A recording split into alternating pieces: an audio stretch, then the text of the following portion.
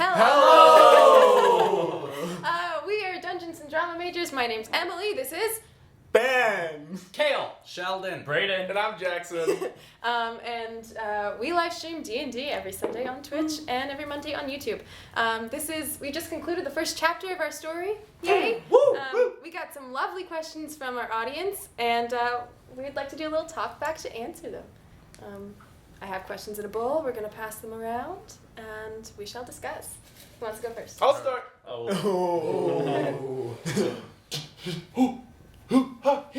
Okay. Yeah, hi, Will. Alright, let's see what we got here. Oh, an accordion question. Oh, can I peek? Yes, you Kidding. may. This is for one Emily. Why was it so important to Isla to keep Jade from telling the party she's an AI? Oh. Oh. Did you just... Yeah, I did throw it to the floor. Bye. That's a good question. Isla hasn't had great experiences with people in her past. People tend to not trust the robot in the room. And so she's really wary of the people she's with, knowing she's a robot. She's very apprehensive to talk about the subject. She's scared they're gonna make her leave. Yeah, and she's finally found people who will hang out with her for any amount of time. She's just she's worried about being abandoned or kicked out of the group. Mm-hmm. Yeah. Cool. Pretty convenient then that you came up with such a goddamn catchy phrase for us to all Listen, attach to. She's a smart bird. Or, well, Yeah. she tries to be. I think she's Okay, got a negative mod, it's if my I remember turn. right. I'm going. Oh, okay. Get it. Got it. Oh, this one's for everybody. Okay. Ah. So this party doesn't seem to be the traditional D&D heroes. At least they're okay with breaking the law. Did you follow the alignment chart? If so, where did they land? Well, shall we Just go give on? it. No. You can toss it. Do something fun. Yeah, I'll toss it. Okay. Fine. That's what we do on this stream. Okay, I'll start. I definitely use the alignment chart. I like to do that with all my characters because it helps me make decisions as them in the moment. Because I'm not Rex. He's chaotic neutral. B? I have like half a clue what the alignment chart actually is, and Sheldon and Jackson have like sort of explained it to me, but I barely understand it, and it had nothing to do with the creation of Ludi whatsoever. If you had to guess, what would he be? Well, I don't even know what all three. Well, okay, lawful, neutral, evil. Mm-hmm. No, lawful, Lawful, neutral, chaotic. chaotic. Oh, Good, Good. yeah. evil, neutral. Okay, I think definitely good, and then and then I feel like maybe in some ways lawful and in some ways chaotic. So neutral. Maybe good, neutral. Neutral Yeah, good? neutral good. Yeah. Yeah, I don't feel neutral about many things though. Well, that's, I think, a different can of worms. Okay, yeah. So neutral, good. Neutral, good. Good, Neutral, good. Neutral. Yeah. Good. Shell? I never ever use an alignment chart when I'm creating a character ever. I despise it just because I don't like to box myself into like this is how I have to be, and so I don't start there. I start with like an idea of a character, and then I start to build them and think about like who they are, and then once I play them, I start to get a better idea of like what they are, and then maybe I'm like, where do I sit? And that's when I consider it. And at times I feel like I'm here on the chart. I might be like Jade at times feels like he's chaotic neutral, but other times I'm like he's freaking evil or something, whatever, right? So for me, it's something that's fun to do, but not hard and fast. Well, as of Jade's journey up to episode 12 here, what do you think he's sitting at right now? I think he's sitting at chaotic neutral to Fair enough. true neutral, but more leaning towards chaotic neutral at this point in time. So can it Cool. change? Is that how that works? Like can it Yeah. you can Yeah. over the course of your life, the game, or Oh, yeah. Oh, yeah. Huh. It's kind of cool you say chaotic neutral because of the conversation that Rex and Jade had last session about their desires of how New Eden might change. Sharing a similar alignment. Boom. M? Yeah, I definitely didn't use the chart. Bunch of non-chart users here. Not that there's anything wrong with it. I think it's a really great place to start off from. And the last campaign that we played, I had a character that was lawful evil, and I as we played, I watched her move through a lot of the sections on the chart. So that was cool. But Isla felt a little more complicated to me than any of those categories, so I just didn't bother with it. But I do think it's a very useful tool. Awesome. Ben? Yeah, I definitely started with just like building your character, not really paying attention to the chart. I had an idea that he was going to be chaotic neutral, and he is. So, I don't know, called shot there. I'm Babe Ruth, but like otherwise, like it's not really a guide. I just kind of go like, this personality trait is kind of like self-centered, so that's more like a chaotic neutral thing to do. Yeah. Nice. Cool. Nice. Awesome. And our dungeon master. Yeah. Yeah. What about like the famous NPCs? Like, Well, what I tend to Yeah. especially with smaller NPCs use the alignment chart just to get like a general Oh. gist of them. For a lot of my big NPCs, I don't have them alignment charted. Right. I would have a thought lot it of would be the other way around. A lot of the That's small cool. ones, a lot of people that you meet on the streets just get like an immediate alignment chart and sort of like where they sit politically, and that's what they get in the moment. Do you make it up on the spot? Yep. Completely on the spot. I never know when you're improvising. Sometimes. So often. Right? You have a lot written. Oh, I have a ton written, but sometimes you guys do weird shit.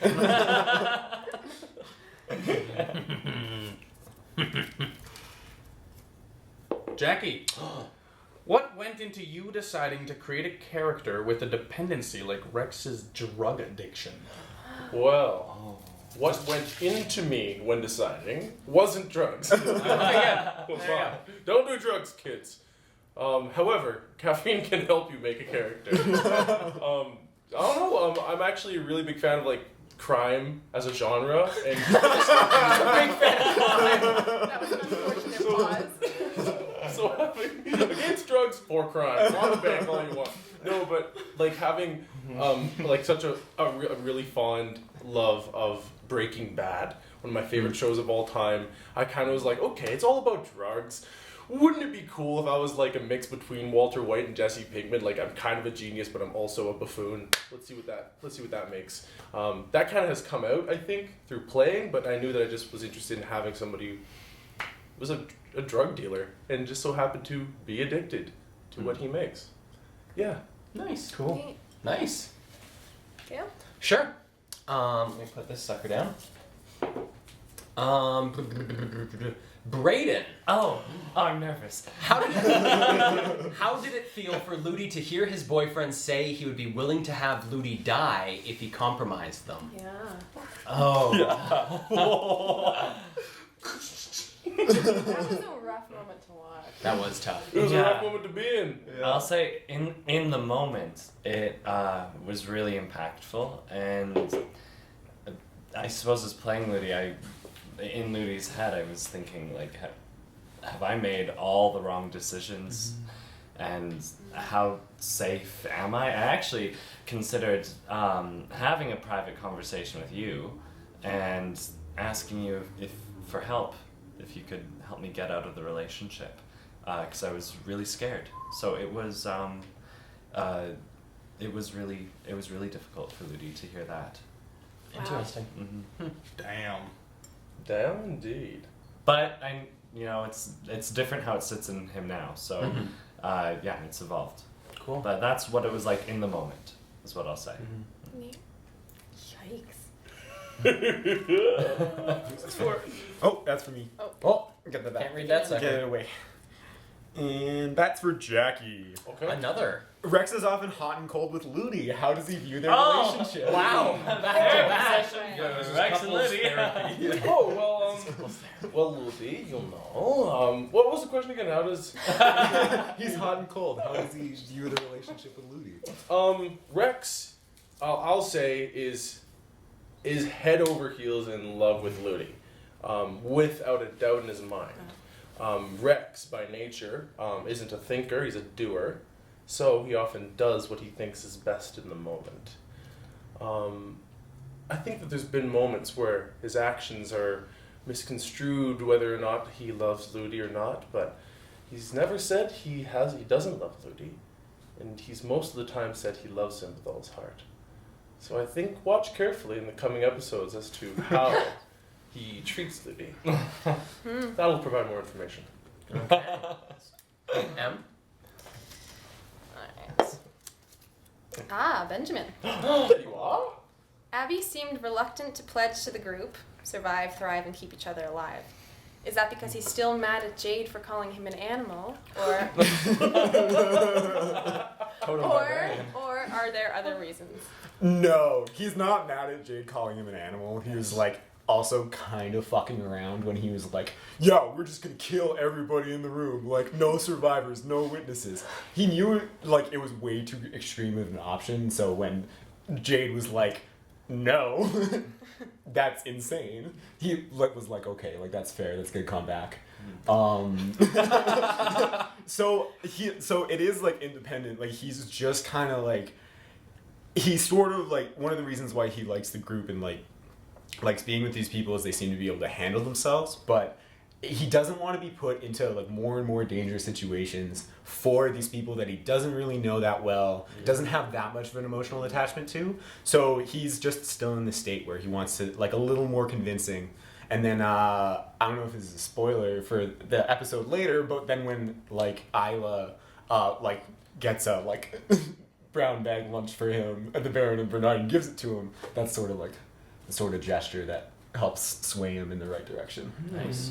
Nice. Now we know. Gifts. It's your love language. Yeah. A new Islands. Maybe. Yep, sure, I'll do it. Jackie. Let's see what we got. This one is for Emily again. So Emily, the campaign intro video says that Isla is a rogue AI. Is that a homebrew race you and Kale created in D&D? How did you develop the AI race for this campaign, and what inspirations did you draw on? And also, how did you find her voice and her powers in the creation process? Oh. You can ask me. There's a lot in there. So There's you a lot of questions in there. Let's start with is it a homebrew? It is entirely a homebrew. It kind of came about actually a couple of years ago. A couple of years ago, we played like a test version of the Steampunk campaign, and that's when I tested Isla. We spent a lot of time going back and forth with each other, Many hours. trying to create the race, and over many days and weeks. Yeah. But it was a lot of me dreaming and then going to Kale and saying, okay, this is best case scenario, wheedle it down and make it realistic for D&D. And then he had a lot of great ideas that we bounced off each other. What was the rest of the question? You developed it for the campaign. What inspirations in the creating this race did you draw? I think initially the reason I wanted to play a robot, Oh, I think I know what you're gonna say. I think I was watching Westworld. I'm watching a lot of Westworld playing Steampunk. Wow. And I was just, I was fascinated with it. But what really drew me to Isla was the thought of, I guess people, like, she's created. You know, babies are made, but Isla was created. And so what was interesting for me was that the character could have her own purpose and her own journey and what she wanted. But at the same time, there was also very much a journey and a purpose made for her. And I really liked the dichotomy of that. Yeah. Nice. The last part of this, I think, is probably the most important, is how did you find the powers that you decided on for this race, and also Isla's voice? Oh yeah, her voice. Okay. Well, what can I say? Isla's. I think kind of. I just answered that a little bit with the powers. Like a lot of Isla's powers and a lot of what she has to come that she doesn't have yet were very much me going to Kale and being like, "Here's some wacky idea. Can it work? Can you make it work?" Me trying to make sure it's not an OP race. Exactly. But I mean, I was very cognizant of that. So I knew a lot of it wouldn't make it to the final race, but always dream big.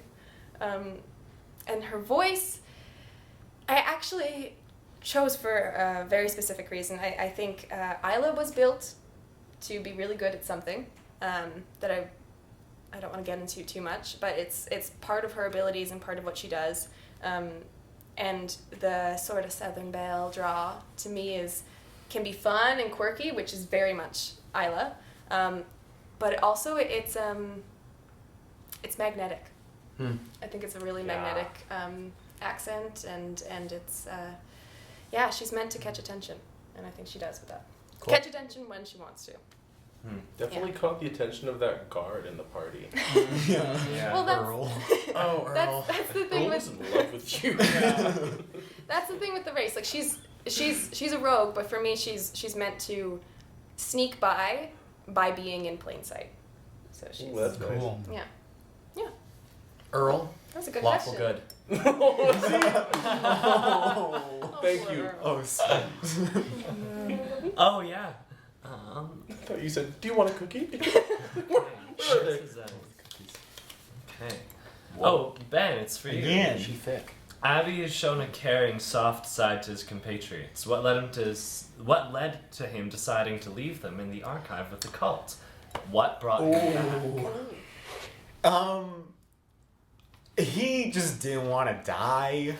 Like, is that so wrong? Is that so bad? He was like, I want to survive. And the other thing was, he was like, I care about these people, and I think if we stay here, we're all dead. So the best way that I can convince everybody to leave is because me, the best fighter, is gone. The best fighter, Mike. The best fighter. I love Lobos. So like when he came back, it was a combination of Jade calling him a coward and just not loving being challenged. And the other thing was just like his gambit didn't work. Like he didn't manage to draw the entire party with him, and he would have felt extremely guilty if he had left, gone, and never heard of them again.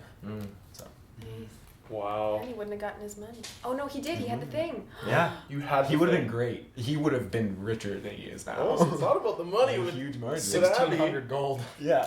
Oh wow. And you guys would have all been dead in Yeah. a basement. Yeah. That sounds like something Isla would have appreciated, having all that money. Joking. Isla's not big on money. She's big on objects. Oh yeah, yeah. Money's just little discs. Yeah. Not that cool. Oh, Cool. That's cool. Shelley? Oh, Brayden, Jackson, and Emily. Yes, hello. What is it like iterating on characters and storylines in two similar but distinct stories? Did anything surprise you about how things have changed? I'm not sure I understand. Oh, I think you So mean to like. preface this sucker, I believe this one is drawing on, before we did this campaign, we did sort of a test of steampunk when we were messing around with the rules and messing around with the yes. world. So these three did play the same characters in that campaign Oh yeah. as this campaign. This is right. I would like to say that wasn't so much. It's not like we played them through a storyline. Like No. we tested them in a couple. Maybe couple got sessions. 6-7 sessions into a campaign. Yeah. So Yeah, and that was a couple years ago too. Hey. yeah, about a year and a half. And it was mostly just shooting stuff. Mostly shooting stuff with very overpowered guns. The good old days. The good old Yeah, days. I like that. Oh god. Well, yeah. Well, I know that the big thing that's different between Rex and Ludi is that our relationship is public. In the previous It's campaign, that was a total secret, and everything that You guys were even in that one? yeah. Oh yeah, you didn't know. What? Oh my god! I had no idea. Yeah. So and with as many secrets that lie within a character, it seemed like one I think that we agreed on was just one that wasn't worth hiding. Yeah, in this world, in this version of the story, yeah. Yeah, absolutely. I mean, it did make sense, like, why we needed to... We're hiding enough as it is, I think it's fair to say. Wanted criminals. Like, and actually, I think having the relationship be public is something that has made Ludi more fun to play for me. In the last session, I mean, they're all fun, but it's D&D. But I think that Ludi wasn't as enjoyable of a character to be around in the party, and it wasn't as enjoyable. He wasn't as enjoyable to play, and I think that's because there was so much pressure that like I was dropping in with the given circumstances of his life. So with that one little pressure valve off, I think in this version of the story, I'm able to find a lot more enjoyment in his life. So, but the backstory that I created is sort of it's been like developed further for this, for the game we're playing right now. But it followed a pretty similar track, the last time, and but this time we're going to go so much deeper into that, and it's coming to light in different ways. That's really exciting for me. M? I don't know. It's interesting. Isla's changed a lot since then. I think the first time I played her, I wanted to play someone fun and charming and deceptive, and that was kind of it. I didn't know much about what I wanted her to be, but this time around, I think I have a much more solid idea of who she is, what makes her tick, and why she is where she is. Which last time she was just around to play D&D, but but no, she has a lot more purpose now. Yeah. Cool. Yeah. Cool. Oh, Kale. I'll pull one. Let's see what we got here. Paper. We got You got paper. for Brayden. Oh. This is a long one. Ludi seems to have a lot of secrets, some of which Rex seems to know. As a player, how do you know when to reveal them to the others? Do you have a plan for how to reveal them, or just rely on the way the campaign unfolds? Have you planned out Ludi's narrative trajectory with Kale, or just seeing how it develops? I have not planned out Ludi's character trajectory with you. Although there's, maybe this is obvious, but there's nothing about my backstory that you're not aware of. Nope. And You know everything. You're God. So I think that,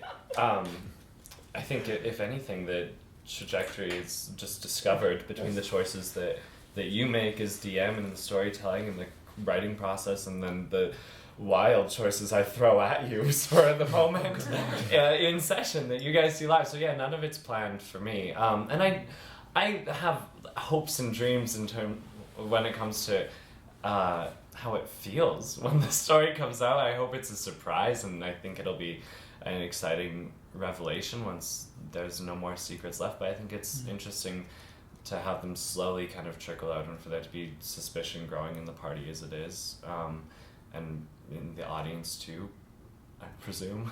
That's basically the entire question. That answers that sucker. Yeah. Let's get a shell though. Let's get a shell. Emily. With such disappointment. Heartbroken. Yeah. You run all of the tech for the stream while also playing. Does this affect your playing? How so? Ah, yes. Yeah, it does a lot, actually. I'm an actor. I love to act. I love to be immediate and in the moment all the time, and I have a lot of trouble doing that while I'm running the tech. Especially the first couple of episodes. I think Isla was just not involved a lot of the time, or not listening to the degree I normally would have been, just because it's really hard. It's difficult. I'm happy to do it. I love that we get to share it with everyone, but it's really hard to be as in the moment as I'd like to be, while I'm also trying to fix cameras that are malfunctioning. Yeah, hey. Yeah.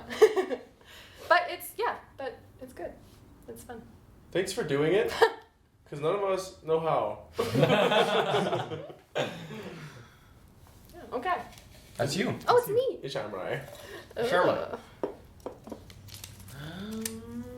Sheldon.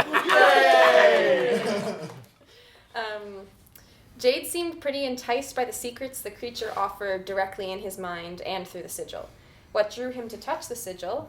Was he not worried about the creature accessing his mind, or did the visions he received outweigh the cost? It's a spicy one. I think that people think like for Jade, it wasn't a matter of like trying to get something kind of dark or something out of it. He was legit just trying to figure out what the hell this thing's doing. So like people are taking it as like, oh, he's trying to get some, or like these dark powers, or whatever the case be. People have been really questioning those actions of Jade, and Jade was just like, I want to know what you're doing to people, so I know if I'm okay with it. So I'm gonna let you in and see what the hell you're actually doing to me, so that I can act based on that.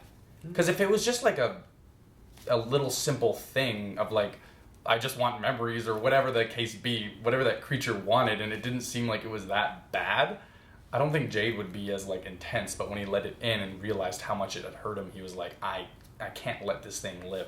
So why did he touch it again after the creature was gone? Again, just to find out more information on the creature. It was like, let's see if I can find something else out about it so that I can further investigate the situation. It wasn't like, So that's where that comes from. Nice. Or maybe I'm lying.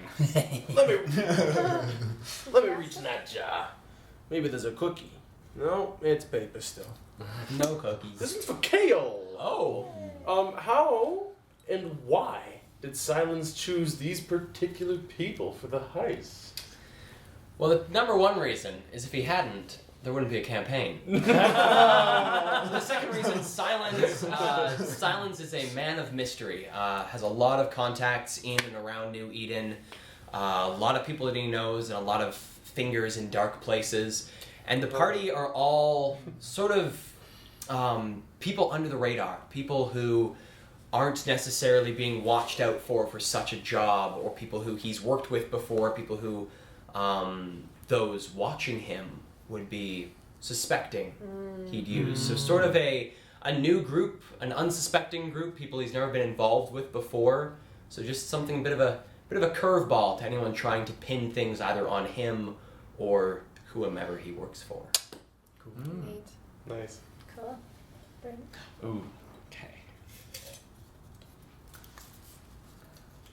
Oh, Sheldon. Jade seems to have an interesting mix of motivations. How does he balance his own self-interest and his moral compass? Cool. How does he balance his own self-interest and his moral compass? It's a good throw. I think that Jade deep down has a very strong moral compass based on his life and based on the things that he's gone through and the things that he's seen. But never ever, I think his self, I think he always wants to protect himself and make sure that he's safe in the situation he's in. And I think over that he would block out his moral compass. You know, I think that if it's gonna cause him his life, he's not gonna let his morals overtake. And so and with the weird moral compass that he has, and it's strange and complex because of his history, some things do seem like they waver a bit. Like things might look as if they're one way and then the other day they're another way, but it's entirely based on the situation and how that situation in the long run is going to keep him safe or is going to end up in a way that it didn't before. Right on. Yeah. Neat. Oh. Oh, wow. And Wow. adrenaline. Yeah, I got the double play, so. Ben, Yes. what was the inspiration behind having Abby's rages filled with excitement to fight? Oh, I thought it would be fun. I wanted to make his rate. I hadn't ever seen a barbarian that was just like, I'm so fucking amped to be here. I don't know. It's just sort of. I thought it would be like a fun little thing for him to do. For him to be just an excitable little bunny in When it comes to combat. An Abby Wabbit. Aww. And that's it. That's Yeah. cute. Oh That's my adorable. goodness. Little excitable Abby. This is for everybody. This is an all question. Yes. How has your character's position in New Eden shifted after this heist / since the events of the first 10 episodes? Oh god, that's a really good question. Anyone want to start the sucker off? I can start. Okay. Without spoiling anything, or hopefully not spoiling anything, I think Jade before wasn't rooted in action and trying to necessarily change the effect of the city. I think he was kind of just doing things to get by and to kind of get by, maybe get out. But after meeting the party and doing a couple missions, and I think you even see it in the episode previous, he's kind of filled with this idea of, oh, we can actually do something here. This isn't a lost city. So I would say that's how his position has changed. Cool.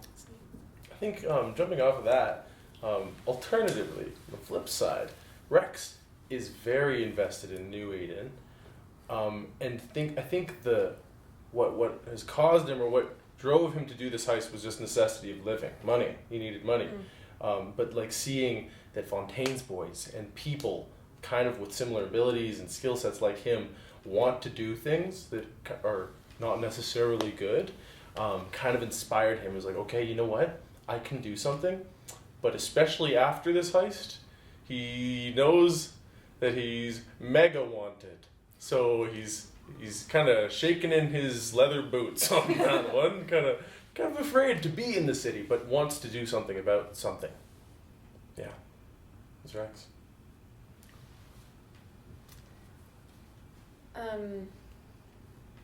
Isla's position hasn't changed much. Yeah. She's still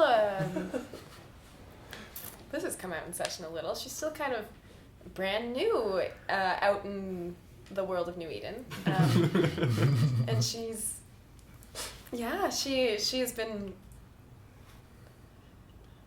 how do I word this? I don't want to give away any spoilers. She has allies now. That has changed for her, or she hopes she wants to let herself hope that she has allies now.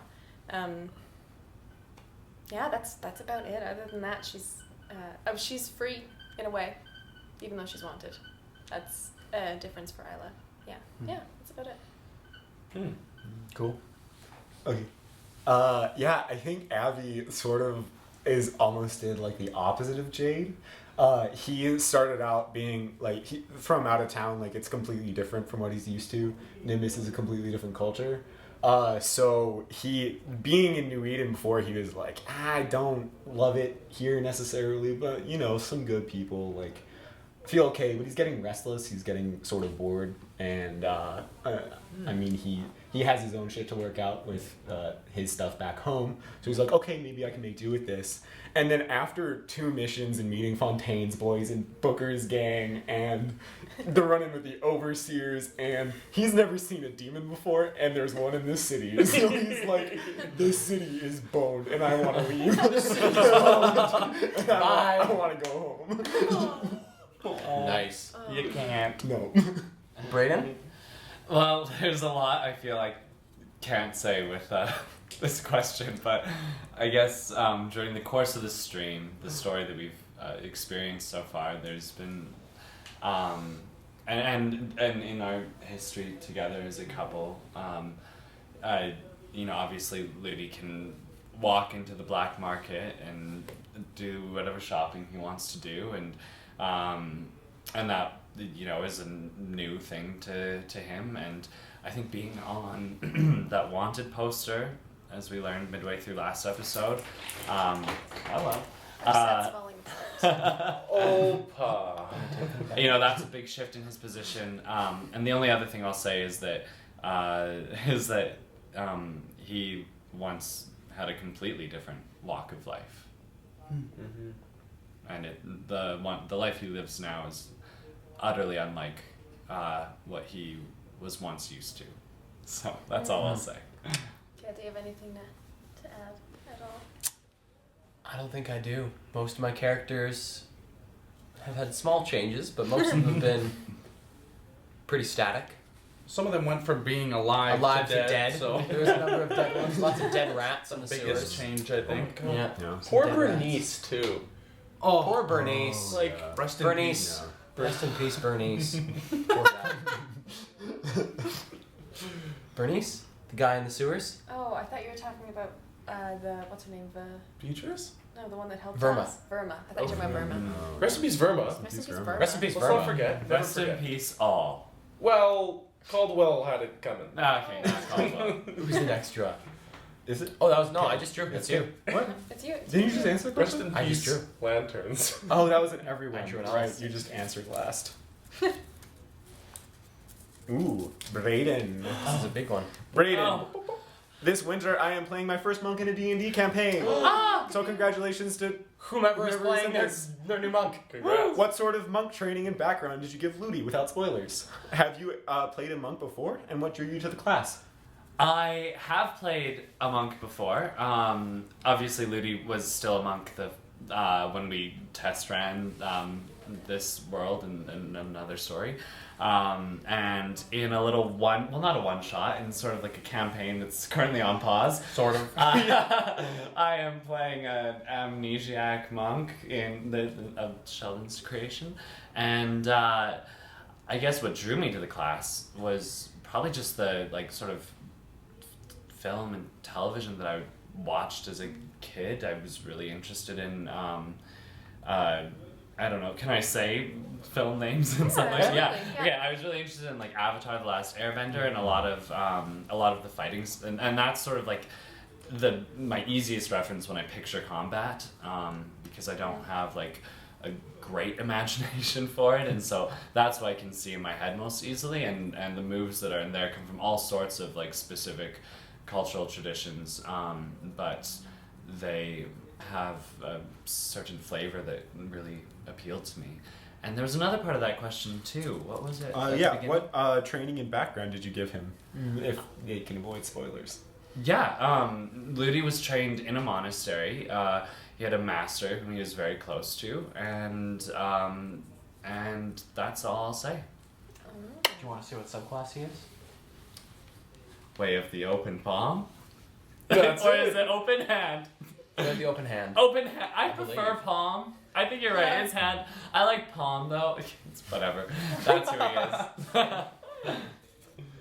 Okay. Is it me? No. Can I? Okay. That's me, right? Yeah, you go ahead. You're drawing. It's you. Okay. Ben just went. Sheldon! What? How does Jade grapple with being an aberrant? Essentially, his existence is illegal. How does somebody cope with that? Oh man. See, Rex uses drugs.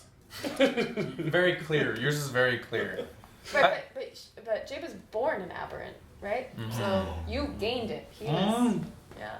Good point. Well, times were way different in his early life, and early New Eden wasn't illegal to be an aberrant, and there was even communities of it. So it wasn't like he was born into a life of being like shameful for what he was. In fact, he was urged to explore it and to discover what it meant to him. But things change and people become illegal. So for Jade to deal with it has been a lot of, I think, actually resenting it and not accepting that and not wanting to, he's lived his whole life the way he is, and now because there's a new leader in town, he's not going to resent it and try to hide it. He's going to use it to help himself. And so he deals with it by using it as the power and using it for the power that it beholds. Cool. Mm-hmm. That's great. Now I'll go. Let's see. This is for KO. Oh. You always seem to have so much lore and story prepared. Despite your improvisation abilities. Is there anything that you were really excited for the party to run into at the party that we skipped over? Oh!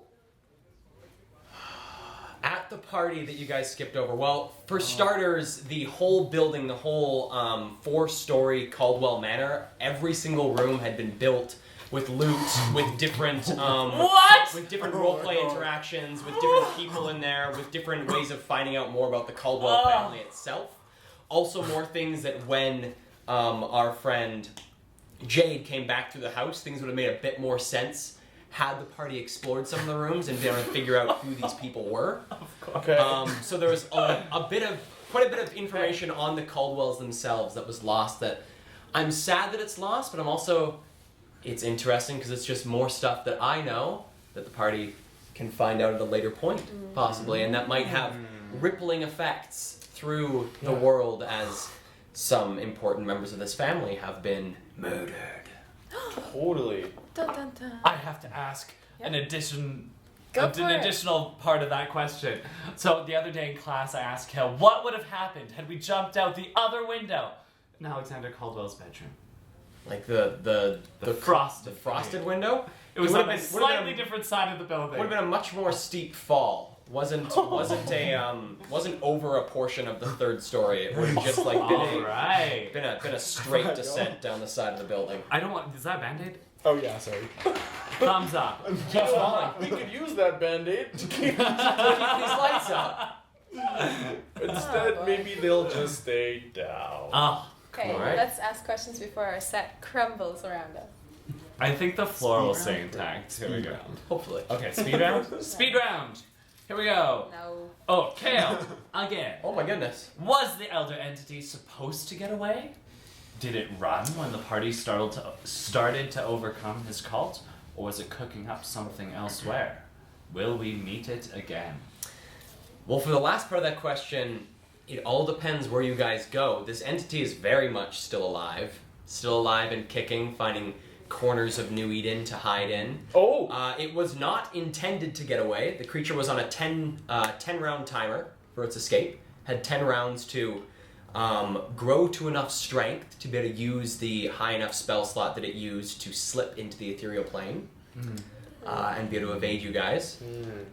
So it was not meant to get away. It managed to get away. It was very heavily wounded. I believe, if I remember correctly, it had 23 hit points left. No! no. Are you kidding? That's like one blow. From If you. I hadn't stepped on that fucking pressure And plate, so Yeah, it got it'd be away. dead. Or if and you it hadn't is- left for a round. Oh! That was before Pulled me combat off. started. It was before combat started. It Get was out of very here. much alive and is, Yeah. regardless of what the party does, is going to be a bit of a problem for the people of Emeria. Oh, Oh man. frick. If Oh, boy. Rex hadn't failed his saving throw. Okay, let's not blame each other. If Ludi had, if Isla, Jackie, hello. at the end of the heist, Rex declared very strongly that he did not need any friends. He did. But he was also the first to put his hand in and pledge to the party motto. Oh. He seems very headstrong, yet also sensitive and complex. How did you develop Rex's character? Well, he's a true artist, Sheldon. Sensitive, strong-headed. Well, I'm bullshitting. I think that Rex is a lover, but I think that he's a wounded individual. It comes from a past in which his family was affected and taken away from him. That affected him a lot. So I think he's hesitant to commit himself into relationships, which doesn't make a whole lot of sense considering Ludi. But maybe the sense will come to light soon. Cool. Cool. Oh, it's me. Cool. That one's mine. I want this one. This one is for Emily. Not a question, but you are a fucking champ, dude. Thanks for everything you do. Aww. Yeah. Champ, dude. That's really sweet. Well, thank you. It's my pleasure. Emily wrote it to herself. Writing and crying. Give that sucker a draw, man. That's really sweet. Just a little victories. Another one. Not Is she off still the scene. amazing? Yeah. What is it like for Isla to? Oh, you terrible. Okay. What is it like for Isla carrying a secret she believes would get her exiled from the group? Now that the group has become more solidified, does she feel safer disclosing it? Ooh, that's a good question. Two parts to that. She's worried. She's Isla's someone who really yearns for connection. She hasn't had many opportunities in her life to have friends or to have family, and she wants it really bad. She wants people surrounding her. She wants friendship and love, and doesn't know it very well. Has a very romanticized version of what it is in her head, and something like I said, like being in AI has put her in situations previously in her life that have forced connections away. And have made people sort of, exile her. And so she's terrified. She finally found a group of people that at least for right now, is willing to be by her side and work with her. And she thinks that's the biggest thing she has going against her for her friendship. So it's worrisome. And she's very stressed in a way by Jade's taunting and tormenting with it. I think, I don't know, I feel like as a player, I think for Jade it's maybe like a little bit of a joke, but for Isla it's a really big deal. It's about what she really wants at her core. What was the second half of that question? Now the party is more solidified? No, not necessarily. Because she's not sure how solid they are yet. She's excited by the prospect of them being a group and moving forward together, but I think she's tentative to let herself fully believe that this is a fully fledged group, because some of them didn't put both hands in necessarily when we made our little motto. So she's still a little wary, and doesn't want to do anything to sort of shake the balance. Cool. Yeah. Cool. Is it me now? Yeah. Oh, I believe it is you. Okay. Jackie. Yes. You do a really great job with Rex's accent. Oh. It gives him both a great characterization and lets us know that he is not speaking in his native language during roleplay. Ooh, At what right. at what step in your process of creating him did you At what step in your process of creating him did you decide to commit to the accent? Oh, I don't remember. I remember now, actually, in the first campaign, Rex's voice sounded like this, but I couldn't maintain that for a whole session. I forgot. So, Yeah, after right. the first session, I came to the group, I was like, guys, don't be alarmed, it's still Rex. But his voice has changed to the Russian. And I just decided, I think I was actually inspired by your accent, to be honest. Because I was so impressed, and I was like, wow, that's a strong choice. I didn't think you could, in a fantasy game, choose like, a real world accent, or, at least the common fantasy ones, like doing a high class person. You could do British all you like, but then like Southern. And I was like, what else is one? Russian. And I thought that kind of fit because the foreign Russian accent in common, which is our language, English, it tells a lot about somebody, especially like the how you say, like using the common colloquialisms. So I like to play with the fact that Rex doesn't, like, he was raised speaking Draconic with his family, and all those like the little things that they would say to each other in Draconic don't always translate into common. So yeah, Cool. I think that's about it. Cool. It was out of necessity, so I could save this thing here. You did not hurt yourself. Let's see what we got. Almost out, hey? Okay. You're in the bottom. Benny! Hello. You don't see many wood elf barbarians out there, do ya? Did you pick the combo to make Abby unique? And what made you choose that match? A little bit. Also, I just sort of had this idea of just like barbarians are I guess they have that like speed boost initially, and I was like, ooh, this is fun. And so I was like, I want to make the fastest possible barbarian. And so, yeah, and then the wood elf has that natural +5. It worked pretty well, like in a mechanical sense as well. Yeah, Like yeah, it works better than I thought it would overall, like having a little bit more dex. Pretty nice. But yeah, and then just to like make him again slightly more different than most barbarians that I've seen or played with, I like to have like a nice little spin. Nice. Yeah. Cool. Nice. It's nice to see a barbarian too with such a strong heart. Yeah, like I feel like he moves from, I don't know, but from what we've seen from him, I think that like it seems like he moves from his heart center, which is really cool. Very neat. Braden, here's a jar. There's some questions in it. Oh, really? Yeah, you might want to Let me ask see. someone one of them. I will do my best. Okay. Emily, That's the one. as the tech in Streams Arena, how did the stream come about? How did you decide to do an online stream, and what was needed to pull it off? Oh boy, I feel like that's a question for a whole nother day. There's Whole nother episode. there's a lot I could get into about all of that. I will try to answer each of those questions really quickly, but like a Cliff Notes version. What's the first one? How did the stream come about? We were playing a campaign that we had ongoing for about 2 years that I fell head over heels in love with. I loved the stories, I loved the characters, I loved the journey, and I loved these people that we were playing with. She loves us. And I just felt like, as a group of actors, I'm done. You're an actor now. Oh Yes, no, yes, I yes, am. I'm sorry, man. You're in. Sorry, man. But I didn't mean that. Yeah. as a group of actors and performers and young performers, like people just like not beginning, but in a very early stage of our craft, I thought D&D is just an incredible way to work on all the things we're working on. I think because of our backgrounds, we hopefully create interesting characters and storylines, and I hope we kind of stay true to role play. So I thought it might be a little bit interesting of a watch, but also it gives us a chance to perform and to do what we love to do, which is get together with our friends and tell and create stories. Yes. The best thing in the world. It's the That's best it. thing in the world, yeah. What was the other part?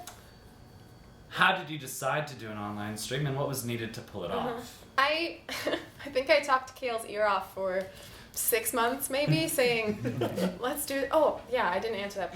Obviously, we switched to the steampunk world. We didn't continue with that first campaign. But I many times I was like, should we do a stream? No, we shouldn't do a stream. Should we, though? I think So much back I think and we forth. should do a stream. And eventually, I think I just kind of dove in one day and said, we're doing it. I kind of talked to Kale and asked how, because it's a big undertaking for him too as a writer and DM, so I kind of talked to Kale about how interested he was in taking on this crazy endeavor.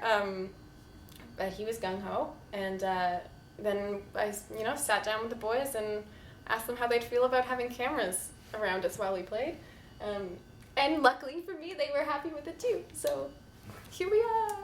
And luckily for us, Ben signed the $55 an hour contract to be a resident engineer. As for what did it take to make this, I feel like that's a whole other thing I can get into. If people are actually interested to know, I'd be happy to take you through what our behind the scenes stuff is. What our setup is. It takes a lot more than you think it does in some ways, and in some ways it takes a lot less than you think it does. It's complicated. It's not necessarily easy. It's also pretty difficult to run it while you play it. You need a team person. But yeah, it can be done. It can be done in a kind of simple way. That's what I will say. But if anyone is actually really interested in knowing about that, that would be many, many more minutes of this video for me to explain. So I could take you people through that. I'm interested. I would like to start my own one-man D&D group. I play every role. I would watch that. I'd watch every segment. Called Dungeons and Drama Major.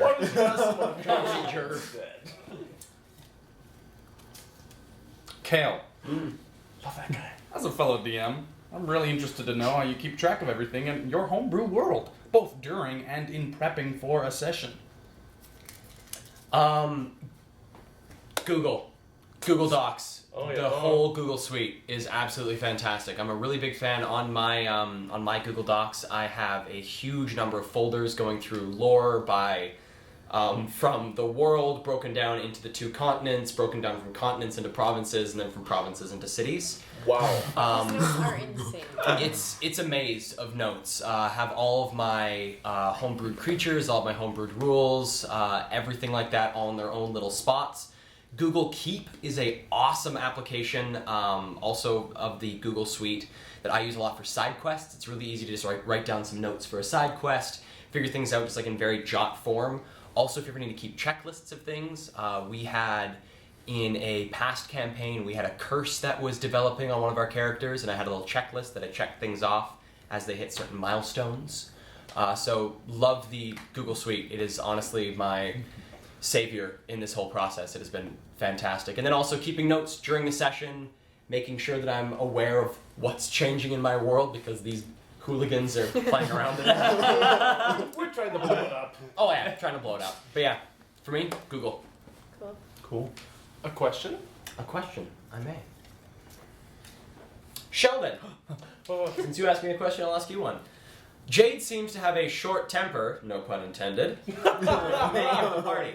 Where does his anger come from and annoyance with them? Where does his anger come from and annoyance with them come from?